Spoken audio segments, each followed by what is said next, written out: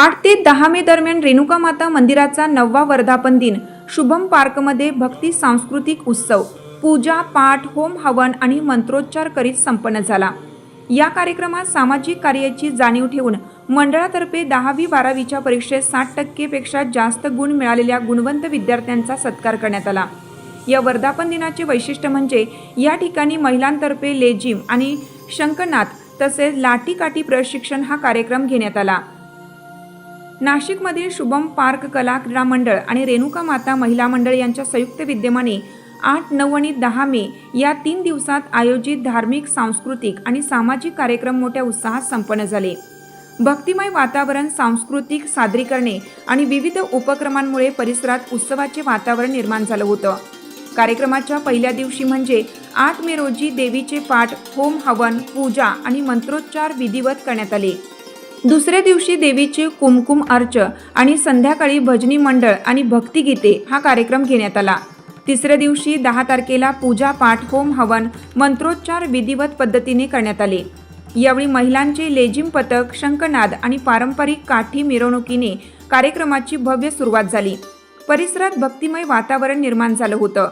9 मे रोजी विविध सांस्कृतिक कार्यक्रमांचे आयोजन करण्यात आले।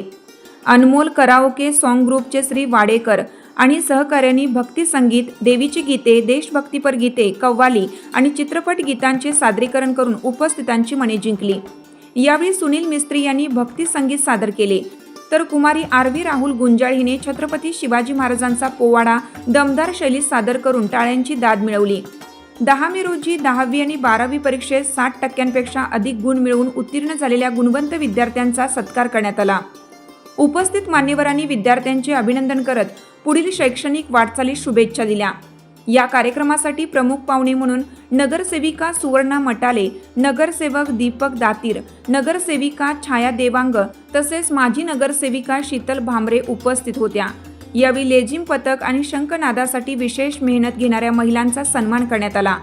महिलांसाठी आयोजित लकी ड्रॉमध्ये 7 महिलांना साड्यांची भेट देण्यात आली। या भव्य कार्यक्रमाच्या यशस्वी आयोजनासाठी सरचिटणीस प्रकाश गुंजाळ, अध्यक्ष दिलीप देवांग, माजी अध्यक्ष रवींद्र काकड तसेच मंडळाचे सदस्य, रेणुका माता महिला मंडळाच्या सदस्या आणि तरुण कार्यकर्त्यांनी विशेष परिश्रम घेतले। खऱ्या अर्थाने माझ्या समोर इतक्या मोठ्या प्रमाणात सर्व माता बसल्यात, त्यांच्यामध्ये खऱ्या अर्थाने स्त्री शक्ती काय करू शकते याचं ज्वलंत उदाहरण आपण सर्व बघतायत का। सर्वात उच्च पदावर आपल्या इंडियाच्या म्हणजे भारताच्या तर राष्ट्रपती म्हणून द्रौपदी मुर्मू बसलेत, म्हणून स्त्रियांचा मान आपल्या देशामध्ये किती महत्त्वाचा आहे। आणि आज मातृदिन देखील आहे, त्या मातृदिनाच्या देखील माझ्या सर्व महिलांना मनापासून खूप खूप शुभेच्छा। मी या ठिकाणी खरं महिलांची संख्या बघता मला आश्चर्य वाटलं की साहेब म्हणजे स्त्री शक्तीचा हा जागर व्हायलाच पाहिजे आणि या सर्व महिला खऱ्या अर्थाने आपल्या शक्तिस्थान आहे आणि पुढच्या पिढीला घडवणारी। माझं स्वतःचं एक व्यक्तिगत मत आहे की पुरुष तर शिकलेला असतोच, त्या बाबतीत काही मत नाही, परंतु स्त्री जर शिकलेली असेल घरामध्ये तर पुढची पिढी निश्चितच शिकलेली असते आणि चांगले उच्च पदावर जात असते।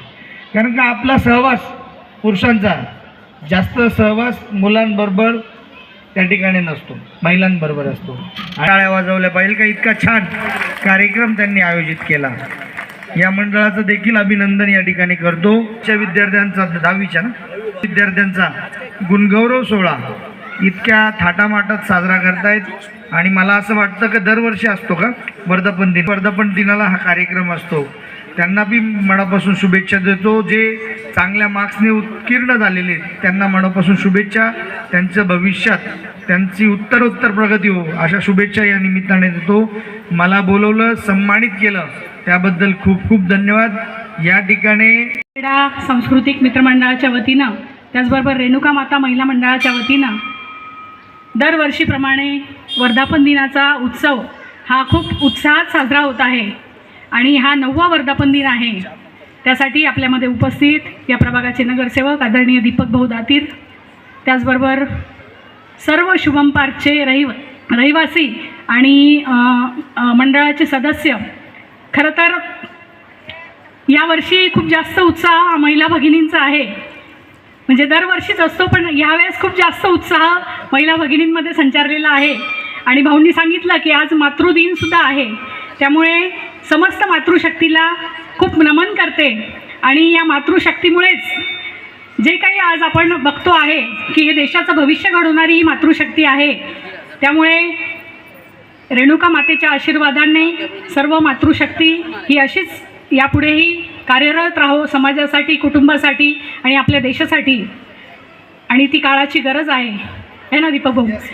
कारण आपण बघतो की ज्या घटना आज आपल्या समाजामध्ये घडत आहेत त्यासाठी मातृशक्ती ही खूप महत्त्वाची आहे. आपल्या घरातून जे आपण संस्कार आपल्या मुलांना देतो, आज खऱ्या अर्थानं 10वी-12वीच्या विद्यार्थ्यांचा सत्कार या ठिकाणी होणार आहे आणि हे देशाचं भविष्य आहे. त्यातूनच आपला देश हा महासत्ता होणार आहे, आपला समाज पुढे जाणार आहे, आपला देश पुढे जाणार आहे. आणि त्यामुळे नक्कीच आपण यातून काहीतरी चांगले संस्कार घेऊन जावे. खरं तर रेणुका माता महिला मंडळाच्या वतीने भाऊ खूप चांगले कार्यक्रम महिला ह्या नेहमी घेत असतात. नवरात्र असेल किंवा कोजागिरी पौर्णिमा असेल, नित्यनियमात रेणुका माता महिला मंडळ हे सगळ्याच कार्यक्रमात अग्रेसर असतं. आणि पूनम गायकवाड असेल, आमच्या जाधव मावशी असतील आणि सर्व टीम असेल, त्याचबरोबर रेणुका माता हास्य क्लब हे देखील खूप जास्त उत्साहाने यावेळेला सहभागी झालेला आहे. त्यांच्यासाठी सुद्धा खूप जोरदार टाळ्या व्हायला पाहिजे. आणि परंतु आजच तुम्ही तो साजरा केला आणि खऱ्या अर्थानं तुमच्या शुभेच्छा या पहिल्यापासूनच आमच्या सर्वांच्या पाठीशी होत्या. शुभेच्छा आमच्या पाठीशी सदैव असू द्या. रेणुका माता सर्वांना खूप चांगलं आयुष्य देवो आणि सर्वांना खूप चांगलं आरोग्य देवो, अशीच मी तिच्या चरणी प्रार्थना करते. सर्वांना वर्धापन दिनाच्या खूप मनापासून शुभेच्छा. रेणुका माता मंदिराचा 9वा वर्धापन दिन या ठिकाणी शुभम पार्क कला क्रीडा मंडळ आणि रेणुका माता महिला मंडळाच्या वतीनं अतिशय उत्साहानं साजरा होत आहे. या ठिकाणी 8 तारखेपासून 8, 9 आणि 10 हे 3 दिवस अतिशय मोठ्या भक्तिभावाने या ठिकाणी पूजापाठ, देवीचे मंत्रोच्चार, तसेच भक्तिगीते, भावगीते, होमहवन पाठ, तसेच पूजा या ठिकाणी मोठ्या संख्येने लोक भाविक उपस्थित होऊन संपन्न होत आहे. या ठिकाणी दिवसेंदिवस देवीचं महात्म्य वाढत आहे आणि परिसरातील नागरिक मोठ्या संख्येने सहभागी होत आहेत. निश्चितच भविष्यामध्ये या ठिकाणं, या मंदिराला आणि या देवीच्या रूपाने या ठिकाणी या भागाला एक शांतीपूर्ण वातावरण निर्माण होईल. पूर्वीच्या काळी शुभमबागचं नाव खराब होतं, परंतु गेली 2-3 वर्षापासून या ठिकाणी त्यामध्ये सुधारणा होत आहे आणि जे काही विध्वंसक कृती होत्या त्या या ठिकाणी नाहीसे होत आहे आणि शुभमबागचं नाव जे खराब झालं होतं, निश्चितच भविष्यामध्ये रेणुका माता आपल्या सर्वांना सुदबुद्धी देईल आणि एक चांगलं समाज व्यवस्था या ठिकाणी निर्माण होईल अशी या ठिकाणी अपेक्षा करतो आणि मंडळाच्या वतीनं या ठिकाणी सर्व भाविकांना शुभेच्छा देतो. जय हिंद, जय महाराष्ट्र.